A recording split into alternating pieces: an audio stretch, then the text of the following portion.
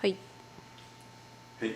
じゃあ次は The next exercise, after you raise the hand with a correct movement, 今度握る練習をします。握って and then how to close your fingers and bring down the hand. That will be the exercise. これの説明をどうするか。 So how to do this exercise?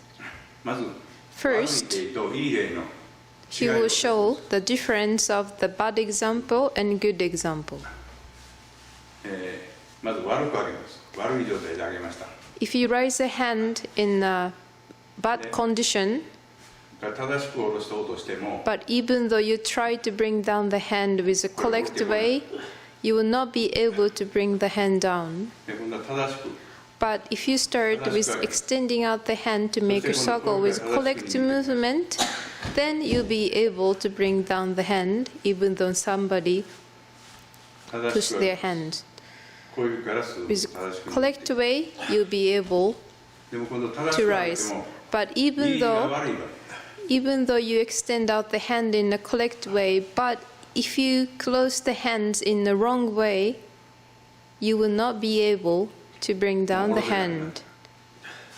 でこの違いを The difference is ストップ。はい、次に握りの説明をします。 the next he will explain how to do the correct way of ここで closing the hand. 握るときに柔らかく Lightly, you close the fingers. 柔らかく握っていきます。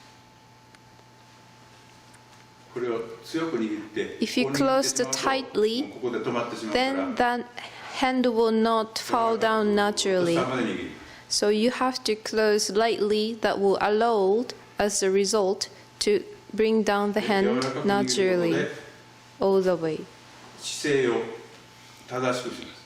And as your hands are falling down, your posture will be extending out. でこれを押さえつけようとしな But い if you で push it, if you close it too tight, 降りてくることで you cannot do it. So as the hands fall down, なってきます。 then the posture will be naturally be straight up.